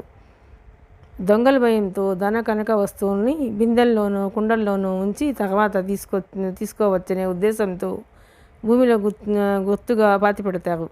అలాగే దాయాదుల కంటపడకూడదని దాచిపెట్టేది మరో కారణం. భవిష్యత్తులో తమ వంశీకులకే చెందాలని నిధి నిక్షిప్తం చేయటం ఇంకో కారణం. అలాగే యుద్ధ సమయంలో తమ రాజవంశానికి చెందిన సంపద శత్రువుల పాలు కాకూడదని సంపదని రహస్య నేలమాళిగల్లోకి తరలించి మూసివేయటం మరో కారణం. ఆ విధంగా నిధి చిన్నదైనా పెద్దదైనా, లంకెల బిందెలైనా ముంతలైనా వాటిని భూమిలో రహస్యంగా పాతిపెట్టి ఉంచటం వెనక మనకు తెలియని ఎంతో చరిత్ర ఉంటుంది. వారి జీవితకాలంలో ఆ నిధుల్ని తిరిగి పొందే అవసరం లేకో అవకాశం లేకో అవి అలా భూమిలోనే ఉండిపోతాయి. భూమి లోపల లభించే నిధి ఏదైనప్పటికీ ప్రభుత్వానికి చెందాలనేది ఆది కాలం నుంచి ఉన్న చట్టమే. అందుకే నిధి దొరికిన వాళ్ళు ఎవరికీ తెలియకుండా సొంతం చేసుకుంటారు. ఒక్కోసారి గుట్టు బయటపడి ప్రభుత్వపరమవుతుంది. ఇదంతా లోకంలో మనం చూస్తున్నదే అయినప్పటికీ దీని వెనుక గల మరో కారణం గురించి చాలామందికి తెలియదు. ప్రాప్తం ఉంటే కానీ మనిషికి ఏది దక్కదు. ఈ భూమిపైన పుట్టే ప్రతి జీవి సకారణంగానే పుడుతోంది. అకారణంగా ఇది జరగదు. ఇక్కడ ఆయా జీవుల నుంచి దేవుడు కర్మఫలాన్ని ఆశిస్తున్నాడు. అలాగే జరుగుతోంది. మానవుడు జ్ఞాని కాబట్టి దైవాన్ని ప్రార్థించి కర్మ ఫలితాన్ని నుంచి విముక్తుడవుతున్నాడు. కాబట్టి నిధి నిక్షేపాలు దక్కించుకోవడానికి యోగం ఉండాలి. అది మనకి ఉంది కాబట్టి అనేక నిధుల్ని దక్కించుకున్నాం. ఇవన్నీ వారసులో తగిన కారణాలు లేని నిధులు. కానీ కొన్ని నిధులు ఏవో కొన్ని కారణాలను ఆశించి దాచిపెట్టబడి ఉంటాయి. వాటికి వారసులో కారణాలు నిర్దేశింపబడి ఉన్నప్పుడు వాటిని పొందే హక్కు ఎవరికీ ఉండదు. అంటే వీలునామా లాంటిదనుకో. అలాంటి నిధుల్ని కైవసం చేసుకోవాలంటే సాధ్యం కాదు. ఇప్పుడు దీవిలోని నిధి విషయంలో దానికి సంబంధించి వారసత్వ పత్రం ఏదో ఉందని నా అనుమానం. అతి ప్రాచీనమైన ఆ నిధిని ఎవరు స్వాధీనం చేసుకోలేరన్న సూచనగా ధ్యానంలో తెలుస్తోంది. ఎవరికీ తెలియకుండా గప్చుప్గా తవ్వి తెచ్చేసుకునే నిధి వ్యవహారం కాదిది. ఎవరి కంటపడ్డా ప్రభుత్వం రంగంలోకి దిగే అవకాశం ఉంది. కాబట్టి ఆలోచించుకో. నిర్ణయం నీది, ప్రయత్నం నాది అంటూ చెప్పటం ముగించాడు అనంతస్వామి. ఆయన మాటలు అన్నారావుకి అర్థమయ్యాయి. కాసేపు మౌనంగా ఆలోచించాడు. నాకు విషయం చెప్పు స్వామి అన్నాడు తలెత్తి చూసి. ఏ విషయం? నాగశక్తిని ఎదుర్కోవడానికి గరుడ శక్తి కలిగిన ఒకడు అవసరమని చెప్పావు. అలాంటి వాడు దొరికే అవకాశం ఉందా అన్నాడు. ఉంది, వెంటనే బదులిచ్చాడు అనంతస్వామి. అలాంటి వాడు ఎవడో ఒకరు మన సమీపంలోనే ఉన్నట్టు ధ్యానంలో గ్రహించాను. వాణ్ణి గుర్తించడానికి 2-3 రోజులు పడుతుంది చెప్పాడు. ఓకే, మనం ముందుకే వెళదాం. మీ ప్రయత్నాన్ని ఆపొద్దు అన్నాడు అన్నారావు. తల పంకించాడు అనంతస్వామి. ఓకే అన్నాడు. దీవి మీదకి వెళ్ళిన బసవడు వాళ్ళ పరిస్థితి ఏమిటి? చివరిగా ఏదో ఆశ, అందుకే అడిగాడు అన్నారావు. వాళ్ళ గురించి మర్చిపో, వాళ్ళలో ఒకడు బతికిలేడు అంటూ లేచాడు అనంతస్వామి. కాసేపట్లోనే వాళ్ళంతా వెనుదిరిగారు అక్కడి నుంచి. ఇంత గాయం ఎలా తగిలింది? కృతయ్య భుజం పట్టుకుని గాయాన్ని పరిశీలిస్తూ అడిగాడు డాక్టర్ దయానిధి. ఆ ప్రశ్నకి ఏం బదులు చెప్పాలో అర్థం కాక ముగ్గురు ముఖాముఖాలు చూసుకున్నారు. ఇది కొట్లాట బాపత్తు గాయమైతే పోలీసులకు ఇన్ఫామ్ చేయాలి. ఆన్సర్ ప్లీజ్, డాక్టర్ హెచ్చరించాడు. నదిలోంచి సిటీలోకి రాగానే కృతయ్యని మిడిల్ క్లాస్ ఏరియాలోని డాక్టర్ దయానిధి క్లినిక్కి ట్రీట్మెంట్ కోసం తీసుకొచ్చారు కాంచనా స్నిగ్ధలు. దయానిధి హస్తవాసి మంచిదని చుట్టుపక్కల మంచి పేరుంది. ఆయన వయసు 70 సంవత్సరాలు. మనిషి చాలా నెమ్మదస్తుడు. ఆయన్ని దేవుడిగా భావిస్తారు చుట్టుపక్కలంతా. ఆపరేషన్ గదిలో వాల్ కుర్చీలో పడుకున్నాడు కృతయ్య. నర్సు భుజం కట్టు విప్పగానే గాయాన్ని చూసి ఆశ్చర్యపోయాడు ఆయన. గాయం లోతుగా ఉంది, 3 అంగుళాల పొడవు ఉంది. ఆయనకి ఏదో ఒకటి చెప్పి నమ్మించకపోతే ఇబ్బందిని గ్రహించి, డాక్టర్ గారు, ఇది కొట్లాట గాయం కాదు, ప్లీజ్ మీరు వెంటనే ట్రీట్మెంట్ ఆరంభించండి అంటూ రిక్వెస్ట్ చేసింది. నో నో నో, రూల్స్ ఒప్పుకోవు. తర్వాత పోలీసులు కేసులు అంటే నాకు తలనొప్పి. ఏం జరిగిందో చెప్పండి అని మొండికేశాడు డాక్టర్ దయానిధి. ఏం లేదు డాక్టర్, మీ దగ్గర దాపరికం ఏముంది?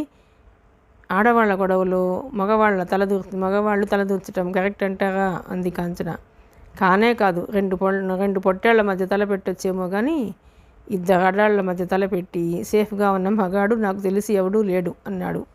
ఆ విషయం ఆయనకు చెప్పండి అంటే ఇతను అదే తలపెట్టాడు, దెబ్బతిన్నాడు. అర్థం కాలేదే. మేమిద్దరం గొడవ పడుతుంటే మధ్యలో వచ్చాడు. తోపులాటలో వెనక్కి పడిపోయాడు. అక్కడ కత్తిపీట ఉంది, ఊరుకుంటుందా? పెద్ద ఘాటు పెట్టేసింది. ఓ మై గాడ్, ఇంతకీ ఇతనికి మీరేమవుతారు? అయ్యో, అర్థం చేసుకోండి డాక్టర్. అర్థం కాలేదే. ఇందులో అర్థం కానిదేముంది డాక్టర్, ఆయన నాకు కాబోయే భర్త. కొంచెం సిగ్గు అభినయిస్తూ చెప్పింది కాంచన. ఓహో, మరి అమ్మాయి? స్నిగ్ధని చూస్తూ అడిగాడు. నా అక్క అంది కాంచన. ఏమయ్యా, ఈ అమ్మాయి చెప్పింది కరెక్టేనా? కృతజ్ఞ అడిగాడు. అవునండి, ఆ అమ్మాయి నాకు కాబోయే భార్య. ఈమె నా భార్య. వాట్? ఏమిటమ్మాయి, అతను ఏం చెప్తున్నాడు? కంగారు పడుతూ స్నిగ్ధని అడిగాడు. ఆయన నిజమే చెప్పారు డాక్టర్, ఆయనే నా భర్త అంది Snigdha. Oh my god, totally confused. ఏమయ్యా, నిజం చెప్పు, నీకు ఇద్దరు భార్యలా? కృతజ్ఞ అడిగాడు. అవునండి, ఇది పెద్దది, అది చిన్నది. అది కాదు మిస్టర్ డాక్టర్ అంటూ కోపంగా అరిచింది కాంచన. ట్రీట్మెంట్ కోసం వస్తే మీరు ఇలా ప్రశ్నలతో విసిగించడం మంచి పద్ధతి కాదు. వెంటనే ట్రీట్మెంట్ ఆరంభిస్తారా లేదా చెప్పండి, నిలదీసింది. Okay, don't get angry young lady, it's all right. Nurse, ఆపరేషన్కి అంతా రెడీ చెయ్యి అన్నాడు నర్స్తో డాక్టర్ దయానిధి. ఆ తర్వాత క్షణాల మీద పనులు జరిగిపోయి ట్రీట్మెంట్ ఆరంభమైంది. ఇది బాడీ కాదు, ఐరన్. డ్రెస్సింగ్ చేస్తున్నప్పుడు కృతజ్ఞ జాతిని చూస్తూ కామెంట్ చేశాడు డాక్టర్. నా ఒంట్లో రక్తమాంసాలే ఉన్నాయి డాక్టర్, ఐరన్ లేదు అన్నాడు కృతజ్ఞ. గుడ్ జోక్ అంటూ ఫిల్లని నవ్వాడు డాక్టర్ దయానిధి. ఇది చేయి కాదు, మరి ఊడ. ఏమయ్యా, రోజు జిమ్కి వెళతావా? గాయానికి కుట్లు వేస్తూ అడిగాడు. లేదండి, టాక్సీ తోలుతాను, పళ్ళ బిగువన బాధను భరిస్తూ చెప్పాడు కృతజ్ఞ. నో, అబద్ధం చెప్పకు. మనిషిని చూడగానే వాడి నేచర్ చెప్పగలను. నాకు అంతా తెలుసు. Keep it up. నీ అందానికి ఇద్దరేమిటి, 3, 4 భార్యలున్నా ఆశ్చర్యం లేదు అన్నాడు డాక్టర్. ఆ మాటలు వింటూ పక్కనున్న స్నిగ్ధ కాంచన ముఖాల్లో కోపం ఛాయలు ఆరంభమయ్యాయి. కృతజ్ఞ కంగారు పడ్డాడు. ఈ డాక్టర్ చాదస్తంతో కొంప కొల్లేరు చేసేట్టున్నాడు నాయను అనుకుంటూ డాక్టర్ నరచాడు. ఏమయ్యా, నొప్పి ఎక్కువగా ఉందా అడిగాడు డాక్టర్. అవును డాక్టర్, కెలుకుతుంటే పుండు నొప్పిగానే ఉంటుంది. ఉన్న సమస్యలు చాలవని మీరు కొత్త సమస్యలని తెచ్చిపెట్టకండి. ముందు పని కానివ్వండి. గురుగా చూస్తున్న అమ్మాయిని ఇద్దరిని గమనిస్తూ అరిచాడు. I understand your problem, don't worry, relax. కుట్లు వేయటం ముగించి చెప్పాడు డాక్టర్. మొత్తం 5 కుట్లు పడ్డాయి. పైన మెడిసిన్ వేసి కట్టు కట్టి ఇంజక్షన్లు ఇచ్చాడు. లోనికి కొన్ని టాబ్లెట్లు ఇచ్చాడు. డాక్టర్, ఖర్చు ఎంతైనా బాధలేదు, మంచి మందులు ఇవ్వండి, 2 రోజుల్లో గాయం తగ్గిపోవాలి అంది స్నిగ్ధ. షూర్, డబుల్ పేమెంట్ ఇస్తే 2 రోజుల్లో రికవర్ చేయగలను. బట్ పేషెంట్ కోఆపరేట్ చేయాలి. ఏం చేయాలి? చేయి కదపకుండా పడుకోవాలి. ఇక్కడే రూమ్ అలాట్ చేస్తాను, స్టే దేర్. లేదంటే గాయం తగ్గడానికి 1 వారం రోజులు పడుతుంది. ఓకే, ఇక్కడే ఉంటాం. పేషెంట్ మాత్రం ఉండాలి, మీరు వెళ్ళి రావచ్చు అన్నాడు డాక్టర్. Nothing doing. వెళ్తుంటాం వస్తుంటాం, ఎవరో ఒకరు పేషెంట్ వద్ద ఉంటాం అంది స్నిగ్ధ. ఇదిగో అమ్మాయి, అసలు మీ ఇద్దరికి పెళ్ళయిందా అడిగాడు డాక్టర్ దయానిధి. డౌటా అంది కాంచన.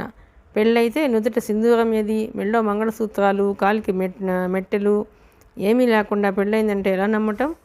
పెళ్ళయ్యాక అన్నీ వస్తాయి డాక్టర్. అర్థమైంది, మీకు ఇంకా పెళ్ళి కాలేదు. ఈ పరిస్థితుల్లో మిమ్మల్ని పేషెంట్తో అనుమతించటం కష్టమైనా తప్పదు డాక్టర్. అతన్ని మాకన్నా ఎవరు బాగా చూసుకుంటారు అంది కాంచన. ఇది కరెక్టే అనుకో. అయినా ఇదిగో అమ్మాయి, ఇద్దరితో ఎందుకయ్యా నీకు అవస్థ? ఎవరిని ఒకరినే చేసుకోరాదు? కృతజ్ఞకి సలహా ఇచ్చాడు. Better idea doctor. వాళ్ళిద్దరిలో ఎవరిని చేసుకోమంటారు? మీరే సలహా ఇవ్వండి అన్నాడు కృతజ్ఞ నవ్వుతూ. డాక్టర్ ముఖం వాడిపోయింది. నేను సలహా ఇవ్వాలా? ఏమయ్యా, వాళ్ళిద్దరి చేత నన్ను తన్నిస్తే కానీ నీకు తృప్తి ఉండదా? నేను చెప్పేవాడినే కానీ సలహా ఇచ్చేవాడిని కాదయ్యా అన్నాడు డాక్టర్.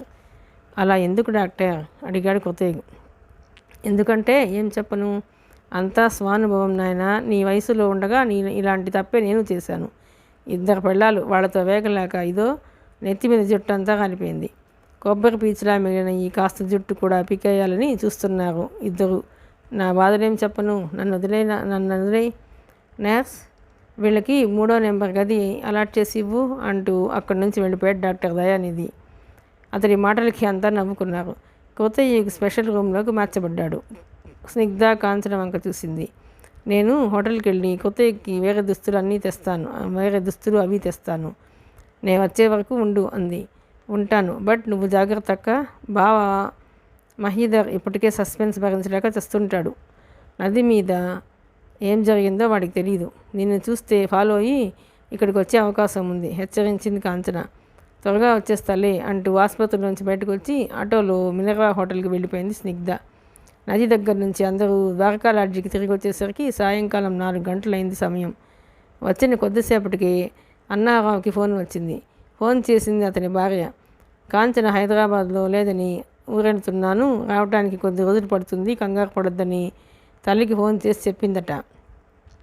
అంతే, తర్వాత స్విచ్ ఆఫ్. ఆమె సందేహం కూతురు కూడా తండ్రి వెంట వెళ్ళి ఉండొచ్చని. ఈ విషయం తెలియగానే కాంచన కూడా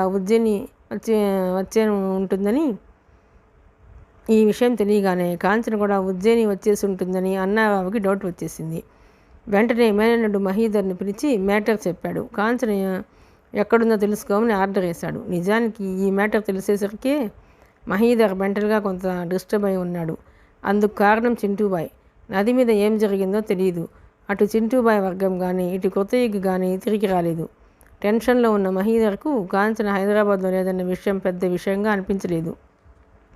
చింటూబాయ్ వాళ్ళకి అందిపుచ్చుకొని చక్కటి అవకాశం కల్పించాడు తను. నది మీద ఒంటరిగా చిక్కిన కొత్తయ్యకి స్నిగ్ధలని అంతం చేశారా లేక తామే అంతమైపోయారా అర్థం కావటం లేదు.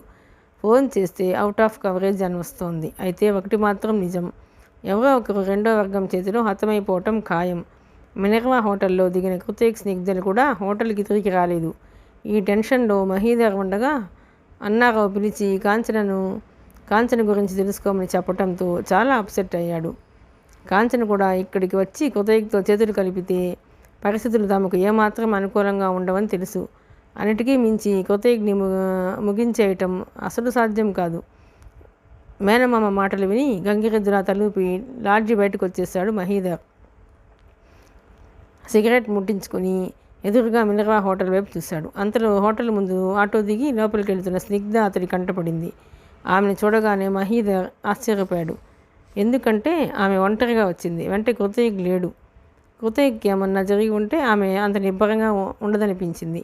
ఏమీ కానప్పుడు కొత్తయ్యకి వెంట ఎందుకు రాలేదు? ఎక్కడున్నాడు? ఇక సస్పెన్స్ భరించడం అతడి వల్ల కాలేదు. తన వద్ద గల అనేక ప్రశ్నలకు ఆమె వద్ద సమాధానాలు ఉన్నాయనిపించింది. దాంతో సిగరెట్ అవతల పడేసి వడివడిగా రోడ్డు దాటి మినర్వా హోటల్లో ప్రవేశించాడు. నిజానికి మహీధర్ ఎలా ఉంటాడో స్నిగ్ధకు తెలియదు. స్నానం చేసి కొత్తయ్యకి దుస్తులు అవి తీసుకెళ్లాలన్న హడావుడిలో ఆ విషయాలు స్నిగ్ధ పట్టించుకోలేదు. సరాసరి సెకండ్ ఫ్లోర్లోని సూట్ ముందుకెళ్ళి డోర్ తెరిచి లోపలికి వెళ్ళింది స్నిగ్ధ. ఆమె వెనుతిరిగి డోర్ మూసే లోపల డోర్ నెట్టుకుంటూ లోపలికి ప్రవేశించి తలుపు దగ్గరగా మూశాడు మహీధర్. అతన్ని చూసి షాక్ అయింది స్నిగ్ధ. ఎవరు నువ్వు? మర్యాదగా బయటికి పోతావా? నలుగురిని పిలవనా? అంది కోపంగా. కూల్ మేడం, ప్లీజ్, మీ గౌరవానికి ఎలాంటి భంగం రాదు. మీతో కొంచెం మాట్లాడాలి. మీరు గొడవ చేయకుండా నా ప్రశ్నకి సమాధానం చెప్తే చాలు. తలుపు కూడా తీసే ఉంచుతాను. ట్రై టు అండర్స్టాండ్ ప్లీజ్ అంటూ తలుపు బార్లా తెరిచాడు. ఆ మాటలు వింటూ ఎవరై ఉండొచ్చో ఊహించేసింది స్నిగ్ధ. సీరియస్గా చూస్తూ, ఎవరు నువ్వు? నాతో ప్రశ్నలేమిటి? అంది.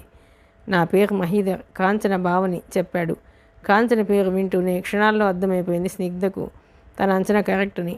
ఎందుకు వచ్చాడో కూడా ఊహించగలిగింది. అయినా తెలియనట్టే కాంచన ఎవరు అంది. ఇంత జరిగాక కూడా కాంచన ఎవరని మీరు నన్ను అడగటం హాస్యాస్పదంగా లేదు? కాంచన మీకు తెలుసు మేడం. తెలుసని నాకు తెలుసు.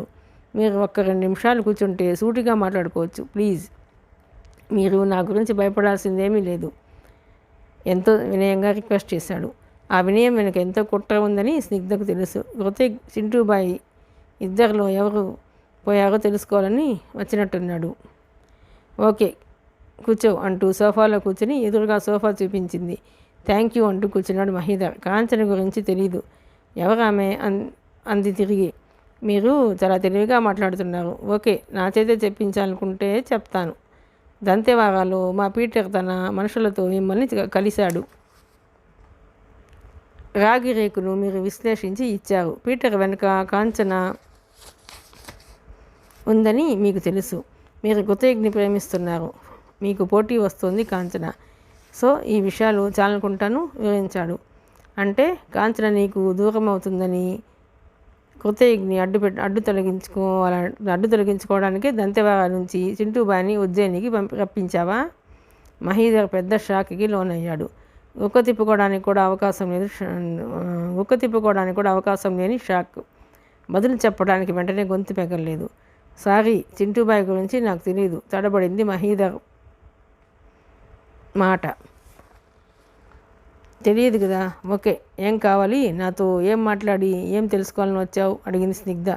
మేము నిధి కోసం ఇక్కడికి వచ్చాం, కృతయ్యతో కలిసి మీరు ఇక్కడ ఉన్నారు, దీనికి అర్థం ఏమిటి, దీనికోసమేనా అడిగాడు.